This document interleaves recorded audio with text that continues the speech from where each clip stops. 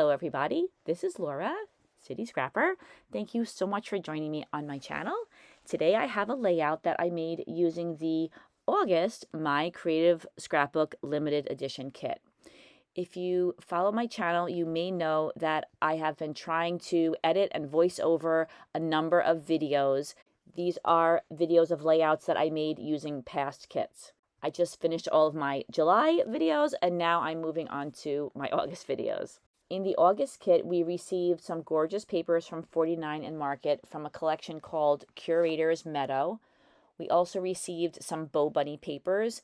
I'm going to be using both the 49 and Market papers and also the Bow Bunny papers on this layout. I started off with a number of strips of paper and also a number of die cuts and laser cuts that we received, and I'm using some distress ink in Vintage Photo, and I'm inking the edges of all of these elements. The large butterfly that you see here, that was fussy cut from one of the papers we received, and there were some other smaller butterflies that were also fussy cut out, and some were embellishments that were in the kit. I like the way this kit had quite a few mushrooms. I ended up incorporating a number of mushrooms into this layout. The papers in this kit had a lot of brown on them, so I decided that I was going to use brown as an accent color. I'm going to use this chipboard frame for my photo, and I inked it with some distress ink, once again in Vintage Photo. Earlier in the video, you saw that I had some pattern paper half circles, and then I had some white cardstock mats for those, and I used the distress ink to make those mats brown as well. Then I began working on my background. I'm going to use this green piece of cardstock to mount the strips of paper that I inked earlier. Here I'm using my ruler and a pencil to draw some lines on the paper. I want to make sure that the pieces of paper are straight. I started by drawing a pencil line on a diagonal from one corner to the opposite corner, and then I started measuring out from that line so that I could draw lines that are at 1/2 inch intervals. Those lines aren't necessarily for me to lay the edge of the paper strips against. They're really just for me to see whether or not I'm keeping the strips straight as I place them down. I apologize that I made this part of the layout and I don't have any footage for it. I took a piece of white cardstock, I layered one of the Bow Bunny pieces of paper on top of it, and then I arranged some flowers along the left side and glued them down. I also matted the circle on some white cardstock that I had made brown with some of the Vintage Photo distress ink. I plan on placing my photo on that circle, and I know that I want to put it going along the strip a little bit further to the left than to the right, so I traced around it, and that way I would know where I should put the strips. I can put them all the way across, but just in case I don't have enough, I knew that I didn't need to have the paper in that one area. Now I'm trialing some of the pieces of paper, just deciding where I want them to go. There are some papers that have a bluish gray look and others that have more of a tan look, and I'm alternating them. And once I have them arranged, I began to attach them down to the page. I decided not to put any strips of paper behind where I know the circle is going to go. I really dislike wasting paper. So many times in the past, I thought to myself, it's not a big deal. I can just use other paper, and then I end up not having enough paper for a little embellishment or something like a mat for a photo. So I've become very stingy with using paper in places that I know it won't be seen. I always like to conserve paper, especially when it's this gorgeous 49 and Market paper. After I had my strip, I cut the rest of the green paper away, did a little bit of trimming, and then I inked the edges with some distress ink. And now I'm using ATG adhesive and I'm attaching that circle down to the strip of paper. Then I bring back the half circles. I'm going to have one in the upper right hand corner and one in the lower left hand corner. I put some adhesive on the pattern paper. I layer them on top of those mats that I inked earlier. And then because the mats are a little bit bigger than the pattern paper, I trim away the excess paper. I add a little bit more distress ink to the edge, and now I'm trying those circles out on the layout. I'm going to make a mixed media background, so I'm not going to attach anything down to the white piece of paper, but I can attach the embellishments to the strip of paper and to those two half circles. I start out by attaching down that really large butterfly. I end up keeping it in basically the same place, but I reposition it a little bit. On the lower part of the layout, I'm adding some embellishments to the circle, and I am using some foam to pop up some of the sentiments. One of them says life is an adventure. The other one says whisper. There's a third one, but it says today on it, and I'm going to make that the title of the layout. So you can see the little piece of chipboard up by the photo. I'm going to switch that out for one that says today. So I didn't want to have two sentiments that said today, so I ended up removing that gray one. I'm using one of the book plates that has a sentiment in the center. The one that I'm using says become one with nature. I popped it up on some fun foam, and in both of those half circles I am adding some stamps to the cluster, and those I fussy cut from one of the pieces of paper. I also have some chipboard elements. There were a number of circles. The larger ones have some words on them. One says natural, one says outside, and the smaller ones have some images of plants on them. So I'm spreading them around the center strip and attaching them down. Earlier I added some butterflies to the flowers that are on the left-hand side of the circle. I just kind of nestled them in there, and then on the top and the bottom on those half circles I add some butterflies as well. At this point, I really wasn't sure what photo I was going to use. I don't usually use very small photos. I get all of my photos printed in 4 by 6 inches. Of course, I could crop a larger photo down to a smaller size, but that chipboard frame that's on the layout right now, that is pretty tiny. So I was thinking maybe I would have to print out a smaller size photo on my selfie. For this layout, I did end up cutting down a larger photo.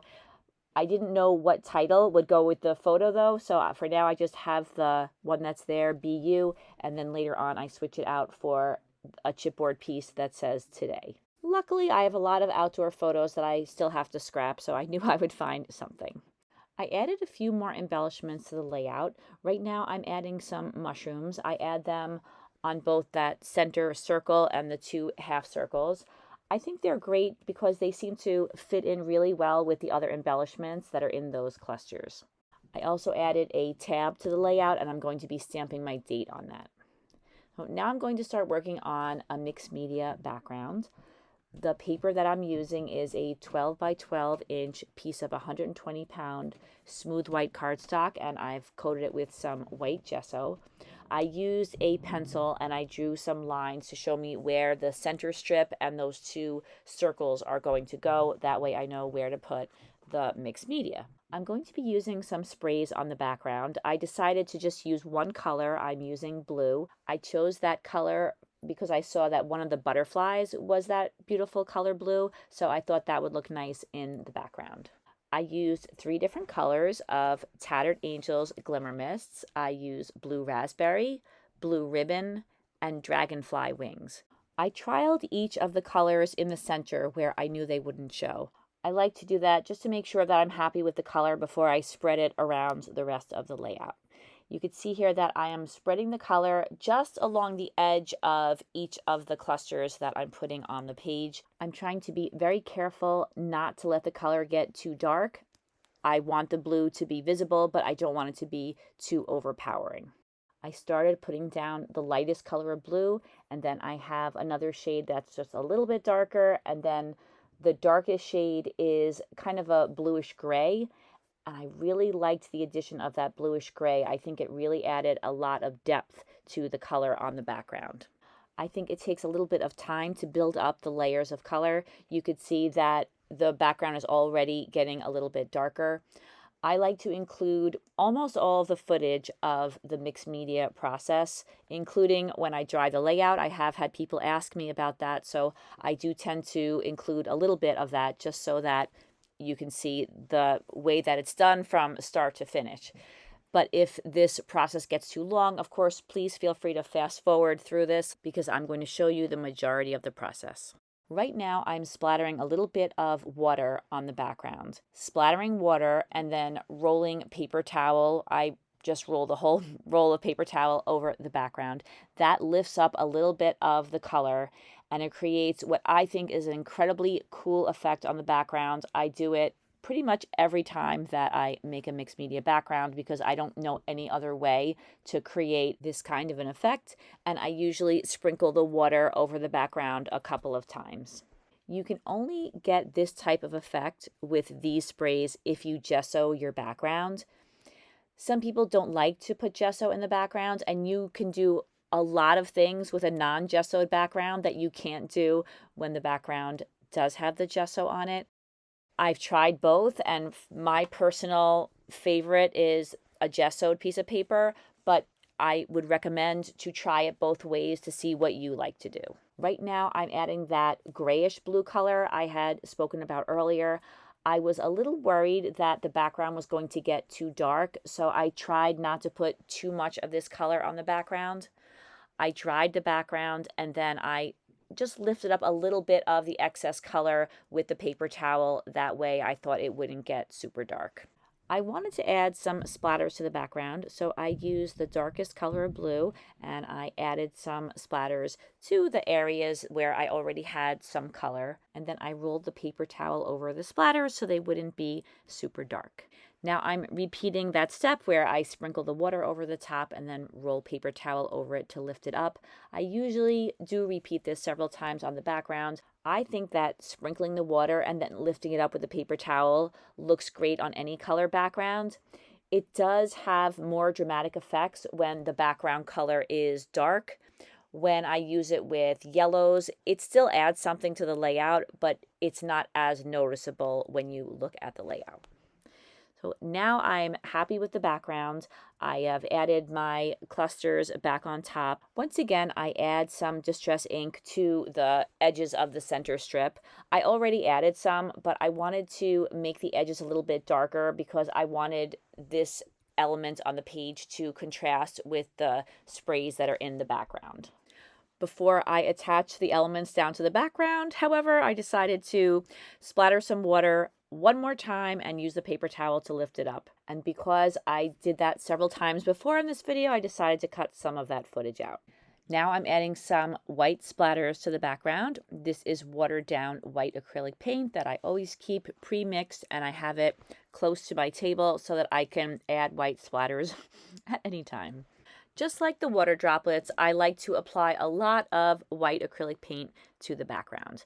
I'll usually splatter it down, allow it to dry, and then if I am happy with the results, I'll leave it, and if I would like to add more, I'll add another layer. Unlike the sprays, the acrylic paint takes a little bit longer to dry, so it's important to make sure it's fully dry before adding any of your elements to your layout. I added some adhesive to the back of the center strip. I made sure that I added plenty of adhesive because there's a lot on this strip. I made sure it was positioned correctly. I pressed it down, and then I added the two half circles, the one on the top and the one on the bottom. I noticed that the letters on the circle look a little crooked right now. It looks like I have that circle on a slant. I must have straightened it out at some point because I have the layout in front of me now along with the T-square, and they seem to be okay. The only thing that I attached down to the background other than the clusters are these two butterflies. I put the chipboard frame in place even though I still don't have a photo for it. And then I was thinking that there should be a darker splatter on the background. I didn't want to splatter it though. I liked the way everything looked and I wanted just a subtle dot. So I decided to use a Sharpie. If I've ever done this before, I don't remember doing it, but it ended up being perfect for just adding a couple of little dots to the background. For the most part, I tried to be as random as possible with adding the dots. In the end, I also went in and I added a few dots that I made a little bit darker, just so all the dots wouldn't be the exact same size. So this is another option for adding some splatters to the background. You could just add some dots with a Sharpie, and I think they look pretty close to splatters. I finally found a photo that I wanted to use. I've already scrapbooked this photo, and the reason I'm scrapbooking it again is because I scrapbooked it for my older daughter Danielle, and my younger daughter Julia needs to have this same photo in her scrapbook. I roughly cut the photo to size. I just had to make it fit behind the frame.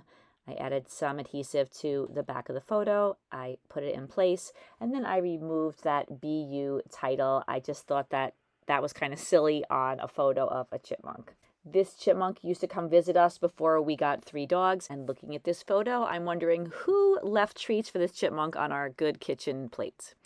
I added 2 more flowers, 1 to each of the smaller clusters, and the layout was complete. And here are some close-ups. Thank you so much for watching this video. I can't thank my viewers enough for making YouTube such an incredibly wonderful experience for me. I really love sharing my process with you, and it really inspires me to do more. You can check out all of the latest My Creative Scrapbook kits and purchase a subscription on their website. The link is in the description box.